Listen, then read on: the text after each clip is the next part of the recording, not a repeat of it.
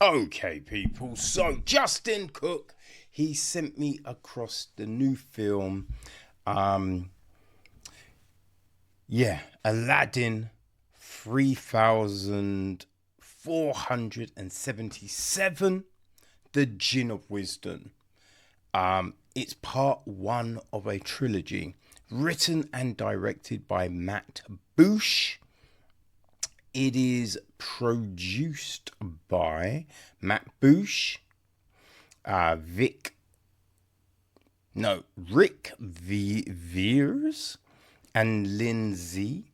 Executive produced by Robert Warnock, Ada Vaughan, Dave Todd, Luke Taylor, Jessica Sue, Mark C. Schwartz, Dave Santia, Rachel Ramas, Kenneth Ostrolenki, Peter Mayhew, Justin Lamel, Paul Michael Caine, Nikki Steer Justice, Kelly Hoosman, Mike Hestand, Matthew Helderman, Malachi Fergus Godfrey, Melissa Gallop, Aaron Farr, Nathan John Dumar, Andrew Devlin, and Gillian Austin. Cinematography was handled by Alexander Jacobson. Matt Busch also edits the piece. Production design is Frederick Busch. Set decoration, we have Harrison Berger, Melissa Gallup, Steve Pancotoy, Dave Todd, and Chris Trevino. Lindsay also was on costume design and makeup, hair and makeup. And our cast. All right, we have got Aladdin, played by Erik Steele. There is Omni, played by Lindsay. Princess Kamala, played by Christi Dumar. We have Pish, played by Robert Forte Shannon III. Sultan Shivali, played by Jerry Hayes. Amar, played by Amar Nemo. Vishal, played by Sidney Solomon. Lachlan Shamal, played by Brian Dorling. The Jinn, the Jinn of Wisdom, played by Aaron Goulamatis. Cheaton, played by Mo El Zatari. Burge, played by John Rick. Dor, played by Mike Hestand.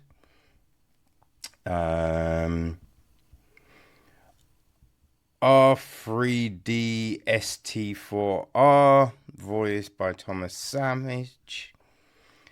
Pradeep, played by Ifran Sheikh. Anish, played by Bill Polarsky. That's basically it, right? The gist of the film: in a futuristic Hong Kong, Aladdin, a street-smart orphan with dreams of ascending to the elite class, fixates on Princess Kamala of India. His life takes an unexpected turn when he's lured into a treacherous quest to Cambodia in search of a fabled lamp. Along for the unpredictable ride is Omi, a homeless girl whose presence inadvertently thwarts Aladdin's every scheme. Their journey introduces them to captivating Saga, who claims to be the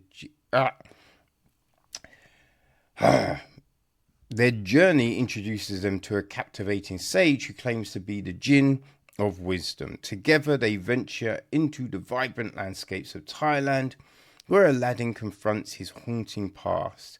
As they navigate narrow escapes and magical encounters, Aladdin is faced with a pivotal choice: pursue his selfish desires to embrace the unwavering loyalty of Omi, whose devotion transcends all bonds. We have a director's statement. Having grown up a product of Lucas Spielberg golden era, I've always been obsessed with telling fantastical stories. The theatre experience of epic adventure sprinkled with magic on the big screen was a direct link to my creative childhood brain. Pablo Picasso once said, "Every child is an artist. The problem is how to remain an artist once we grow up." And so, both as an artist and filmmaker, my mantra has always been to seek every avenue possible, tapping into that whimsical mind, finding the wondrous spectacle of it all through the eyes of a 12-year-old me. I was fortunate to land illustrating official Star Wars products for Lucas in my early 20s. George Lucas himself owns hundreds of my original drawings and paintings, but it's funny. The end goal was never to just work for George Lucas, it was to become George Lucas. Mind you, not the business mogul we often think of, but the artist who created a vast world that inspired us viewers every time we visit. Creating my own science fiction fantasy saga has always been the dream. Having worked in Hollywood during the 90s, doing concept art and storyboarding for studio features, I realised my chances of moving up the ranks to have my own story ideas heard, seen was next to impossible, as execs only wanted me to give vision to their ideas. I knew if my sci-fi trilogy of films were ever going to happen, I would have to step back and create them independently. My magnum opus as a true artist. Though the grueling amount of work, 12-year-old me was beaming the entire time, creating the kind of films I used to camp out in line for. And we also get a bit about the making of Aladdin. Right? I never set out to make a trilogy of Aladdin films. When I was in college, I began writing and illustrating my original sci-fi epic as self-published comic books, but realized later there were a few similarities to the Arabian Nights tale. I hated the idea of combining my futuristic story with Aladdin at first, but over a number of years, the challenge became more interesting. Another unique choice was to have the global adventure take place throughout India and Asia. Fans familiar with the Disney version might find it strange not taking place in the Middle East, but in the original tale, Aladdin is Chinese. It's true the names are all Arabic, but the Aladdin story in the Arabian Nights took place Arabian Night books all take place in China. The pre-production phase of these films was 5 years of writing, illustrating characters, designs and concepts paintings, as well as building miniatures for the in-camera practical effects. I had the opportunity to take time traveling the world, all the exotic places where the epic adventure would take place: Hong Kong, India, Thailand, Cambodia, China, and more. Spending time in these beautiful places really helped me plan which characters were from which countries and get a creative feel for how these landscapes could evolve 1,500 years from now. I was also able to film background plates for some of the key scenes I would be able to composite into final shots. As well, principal photography took 5 years, almost to the day. For the outdoor locations, we traveled all over the beautiful state of Michigan.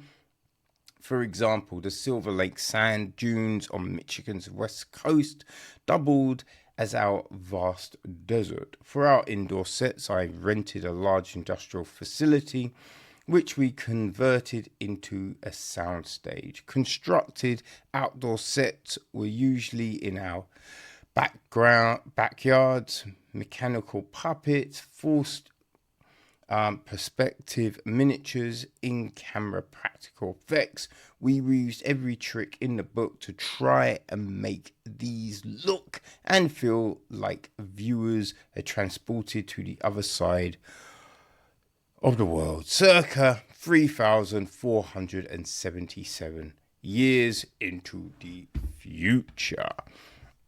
So, yes, that is this, right? As I said, it's the first of a trilogy of films. And I mean, you can definitely see the Star Wars influence in this. You know, Aladdin's got an irritating little robot that doesn't speak, it just makes boop, boop, boop, boop, boop noises, right? Like the sidekick, just all of that is here. I don't know. It felt very disjointed in its storytelling. I think there's a scene at the beginning where these robot guards are coming after him and he kicks one in the groin. It's a robot. So it shouldn't react like if you get kicked in the nuts as a dude. But it does, which is baffling. It's baffling. But it kind of speaks volumes for where this will then go. Right? That's the thing with this film. Like, it's set in the future. And I do believe that Matt, traveled all over and explored and had all of these big visions, But it doesn't really look like the future, right? The bad guys have got tasers, and they don't really look futuristic. It's just a lot of stuff that they've kind of stuck a few bits on to go, look, it's different. Like the costumes, they look more like, a kid's playhouse set rather than, uniforms or anything like that. Everything looks a bit too clean and neat. We've got our guys fighting and scrapping, but nothing gets ripped, nothing gets torn, nothing gets dirty, right? The fights themselves do not look really... There's a bit where Omni is punching a guy in the face, and we go from the perspective of her, raining down punches on someone looking up at her. But the way the punches are being thrown, you're just like, yo, that ain't a punch, and that's not going to hurt anyone. But she comes up with bloodied hands, and you're just like, I don't know. No, I can't buy that.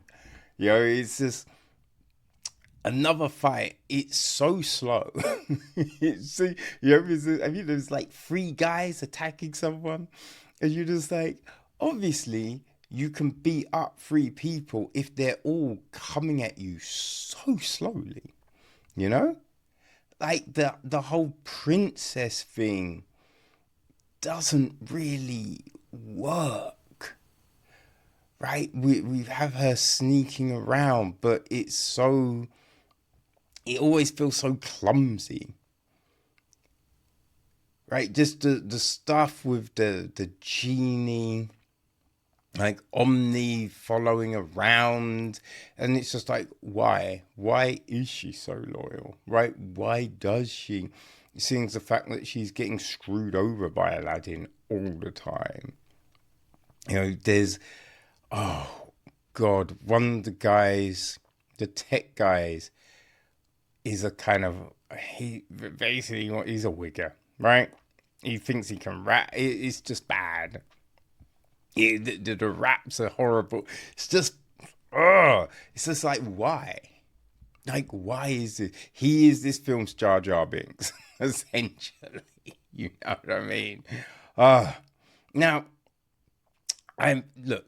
There's gonna be a whole heap of people that probably enjoy this. It just didn't work for me.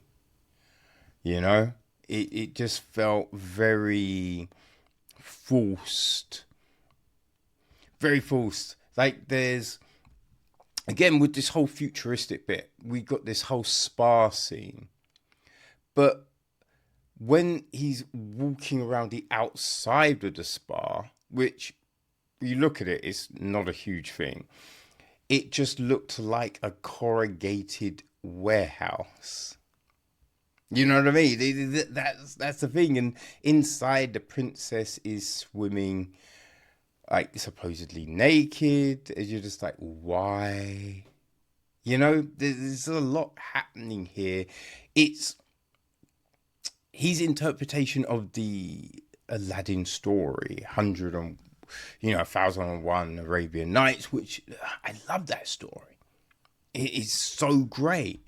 But you're kind of looking at this and being like, I mean, he's thrown in like Omni, but what really have we changed? You're saying it's set in the future, which doesn't really feel like the future, but that's kind of it. I don't see the vision, you know?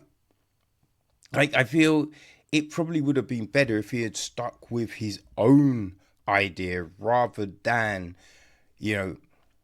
trying to force Aladdin into the mix, right? Just go with your own story. You're not trying to get a big studio to finance you, right? He's self-financed. He went through Kickstarter and all of that. So you don't need Aladdin. You don't need someone else's IP. Do your own thing. That, I feel that would have been better. Because you're looking at this like, I know I love the Aladdin story, but this doesn't really work as that. Like the sci-fi effects again look a bit cheap. The guns look plastic. Just the adding the muzzle flashes and all of that in afterwards, and the noise that like it just all feels force tacked on, right? It doesn't flow. Right? Now you can take campy films, right? Films that are kind of over the top and crazy, like Flash Gordon, but Flash Gordon is incredible. That works. This doesn't, for me anyway,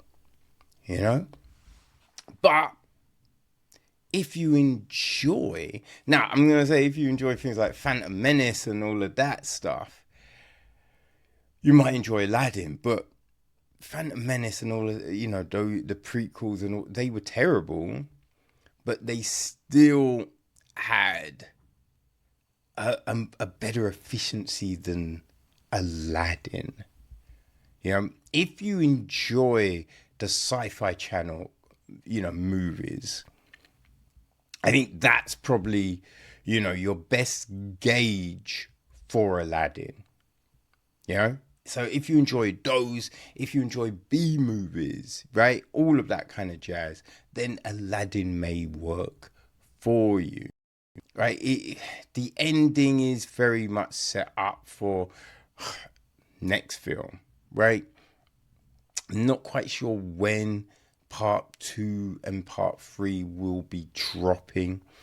But yeah, it's a trilogy. It's